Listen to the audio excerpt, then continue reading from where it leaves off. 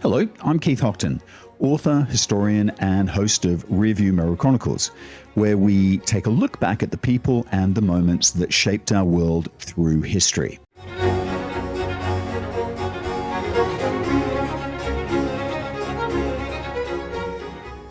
Legally, every act of theft is treated as a separate offense. So if an object is stolen, then stolen again by somebody else, and then stolen again, each theft is its own crime because possession changes each and every time. The object never truly becomes fair game because it was already stolen.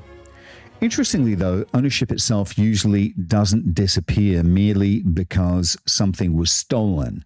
In most legal systems, the original lawful owner still retains title unless the property is legally recovered or transferred, limitation periods apply, special laws intervene, or if a court determines otherwise. And that's partially why objects like the Koh-i-Noor diamond remain so controversial today.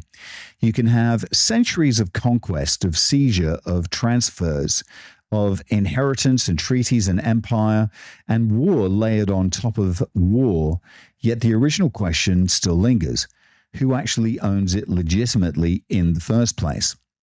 And the problem is, the further back in history you go, the murkier that becomes, because kingdoms conquered kingdoms constantly. One empire's treasure was often another empire's loot from an earlier conquest. So let's get to the heart of this question. Is the Koh-i-Noor owned by the British Museum? No, it's not. It's actually part of the British Crown Jewels, and it's held under the royal collection under the authority of the British monarchy. And today it's actually displayed in the Tower of London alongside the other crown jewels. And that distinction actually really matters because people often lump them together. You know, the British Museum, the crown jewels, and the royal collection. But legally and institutionally, they're completely different things. The British Museum is a public institution governed by trustees and legislation. The Koh-i-Noor, however, sits within the royal regalia tied to the monarchy itself, which also complicates any possible return because you're no longer simply dealing with a museum artifact. You're actually dealing with an object embedded in royal symbolism, coronations, imperial history, and of course, constitutional tradition. And this is partly why the debate around the Koh-i-Noor is so politically sensitive. So Zoran Mamdani, the new mayor of New York City, recently stated that the Koh-i-Noor diamond should be returned to India. But the Koh-i-Noor isn't just a diamond. It's one of the bloodiest objects in human history. And before we even begin its journey through empire and conquest and murder, we have to begin with something older still. The curse. Now, interestingly, the idea of cursed gems didn't begin in Victoria, Britain. It actually goes back thousands of years into ancient Indian mythology itself. Because in Hindu tradition, there exists a mythical jewel known as the Samantaka gem, a magnificent stone said to bring catastrophe, suspicion, violence, and of course death to those around it. Even the god Krishna is at one point accused of theft and murder connected to the gem and must journey into the wilderness to actually clear his name. And of course, alongside this mythology sat another ancient Indian belief that diamonds were actually dangerous. In Indian gemology, certain stones were actually believed to bring fortune and harmony, but diamonds, especially flawed diamonds, were often regarded very differently. They could bring ruin, madness, and misfortune. And when you look at the history of the Koh-i-Noor, you begin to understand why. Because wherever this diamond traveled, kingdoms collapsed. The Koh-i-Noor likely emerged centuries ago from the Golconda mines in India, and its name in Persian means mountain of light. And one of the first clear references to the diamond comes during the invasion of Delhi in 1739 by the Persian conqueror Nadir Shah. Delhi descended into massacre. The Mughal peacock throne, perhaps the most extravagant throne ever built, was actually stripped apart jewel by jewel. And sitting upon it was the Koh-i-Noor itself. Not cut, as you would imagine a modern diamond, not polished into elegance, but large, irregular, ancient, almost primal, if you like. When Nadir Shah finally saw it, he reportedly cried out, "Koh-i-Noor, mountain of light." The Koh-i-Noor then vanished into Afghanistan, and this is where the story for me really begins to feel less like history and more like some dark folktale kind of moving across Asia. One ruler after another seemed destroyed by the stone. Kings hid it, kings murdered for it. They lost it, they recovered it, and of course they lost it again. One Afghan ruler concealed it inside the wall of a prison cell after being blinded with red-hot needles, while outside the kingdom itself descended into chaos. And for a time, the diamond disappeared entirely. And according to one extraordinary account, was later found by a local man who had absolutely no idea what it was and simply used it as a paperweight on his desk. Imagine that for a moment. Perhaps the most valuable diamond on earth, sitting unnoticed beneath scraps of paper while empires searched for it. Eventually, it came into the possession of Shah Shuja Durrani, one of the descendants of the founders of modern Afghanistan, although by this stage, possession of the Koh-i-Noor seemed less a blessing than a sentence. Afghan chronicles claim that Shah Shuja was tortured by the great Sikh ruler Maharaja Ranjit Singh into surrendering the stone, while Sikh historians strongly dispute that version of events and insist it was actually handed over willingly in exchange for protection. Nobody really wanted to part with the diamond because by then its mythology had become immense.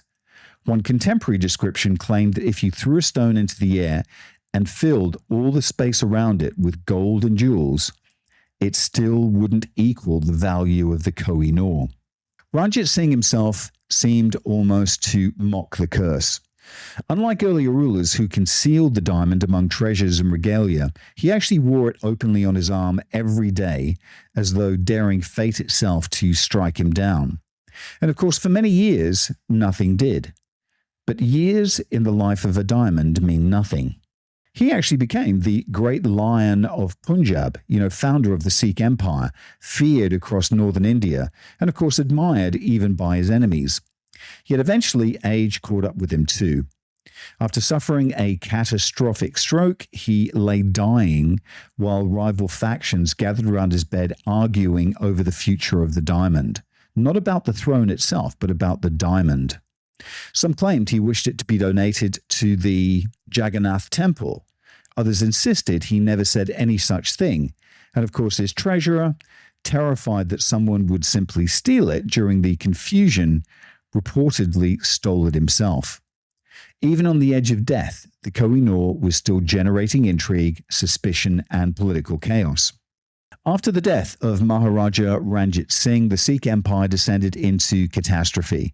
Assassinations followed assassinations, rival factions turned on one another, and within only a few years, the royal court had become what one historian later described as a roulette wheel of death. Men poisoned each other, they murdered each other, they betrayed each other, and entire branches of the ruling family disappeared in explosions of violence. And when the bloodletting finally ended, the last surviving heir to the empire wasn't some hardened warrior king. And let's just take a quick break, and we'll be back in a second with part 2. Autonomous is your one-stop shop for your Malaysia My Second Home visa. But they are much, much more than that. When you sign up with Autonomous, you become part of a larger community. A community that actually cares about you and your family in Malaysia. And that's important when you move to a new home.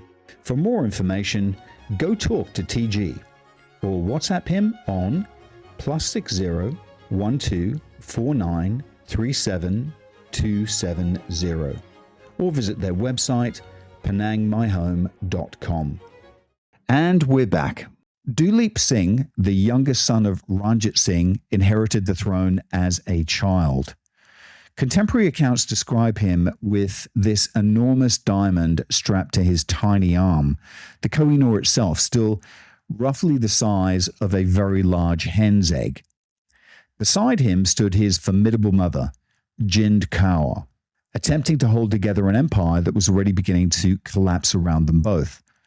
And of course, the opportunistic British decided to step in. The East India Company had never managed to confront Ranjit Singh directly while he lived because his army effectively was just too strong and his control over the Punjab was too obsolete.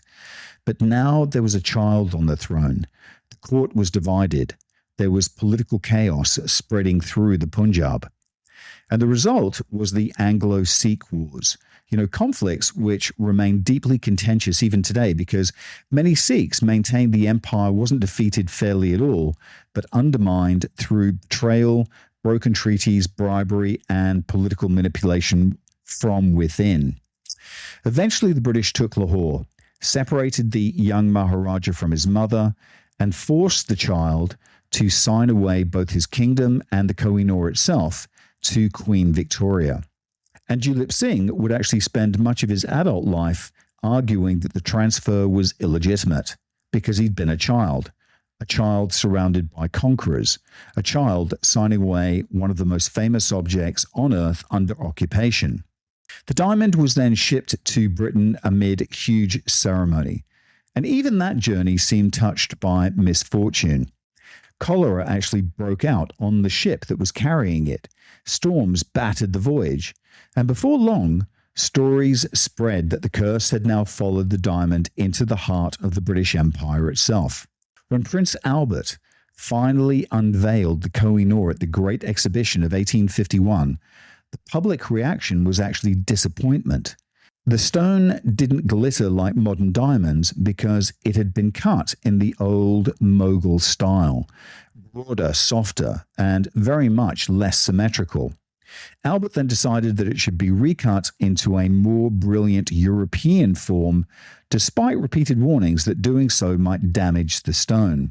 And of course, in the cutting, nearly half the diamond vanished during that process, ground away, if you like, forever.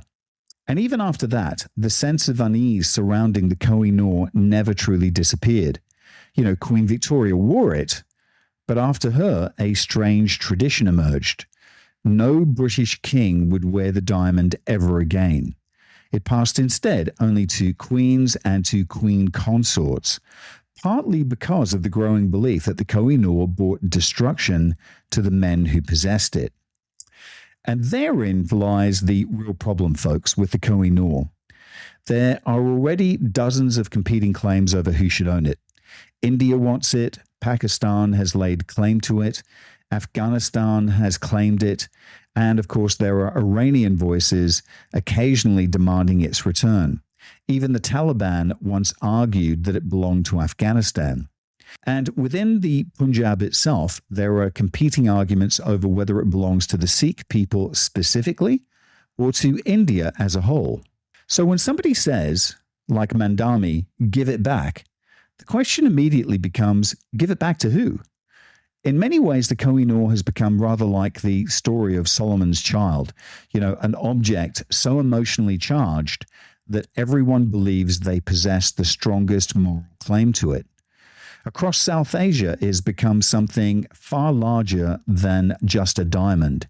It's actually a symbol of empire, it's a symbol of humiliation, of conquest, and everything that was taken away during the colonial period.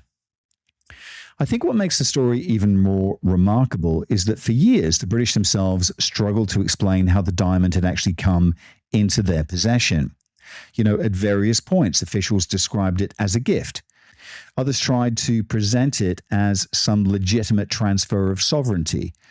Although the reality, I think it's rather harder to disguise. The Koh-i-Noor had been surrendered by a child ruler, Duleep Singh, after conquest, after British occupation, and after, quite frankly, the destruction of his kingdom. And once you begin asking questions about the Koh-i-Noor, you inevitably begin asking larger questions as well. Who truly owns objects taken during empire? Can conquest ever create legitimate ownership? And if one nation returns looted treasure, where does that process stop? I remember when David Cameron was Prime Minister, he actually remarked that if Britain started returning objects like the Koh-i-Noor, the British Museum might eventually stand empty. Because this tiny diamond, now sitting quietly behind glass in the Tower of London, still contains within it the accumulated weight of centuries of violence, of centuries, if you like, of ambition and empire and grief and, of course, memory. Even now, hundreds of years later, it still has the power to provoke anger, nationalism, resentment, and longing across half the world. And I think that is the real curse of the Koh-i-Noor diamond. Not that it destroys the people who possess it, but that nobody can actually truly ever let it go. Because this small stone sitting today behind glass in the Tower of London, it still carries with it the unresolved weight of empire itself. Across India, Pakistan, Afghanistan, and beyond, people don't merely see a diamond. They see a conquest. They see the humiliation behind it, the loss, the memory of kingdoms broken apart and wealth carried away. And that's why I don't think the argument over the Koh-i-Noor never really ends. Because if you return it to Afghanistan, India will then argue for it. If you return it to India, Iran will argue for it. It never stops. And I think it's no longer simply about who owns a jewel. It's about who owns history. This episode of Rearview Mirror Chronicles is brought to you by Entrepot Publishing, the home of independent storytelling. We publish books that celebrate history, art, and the extraordinary people who make life fascinating. You can find our titles and maybe your next great read at entrepotpublishing.com. Thanks for listening in, folks. Bye for now.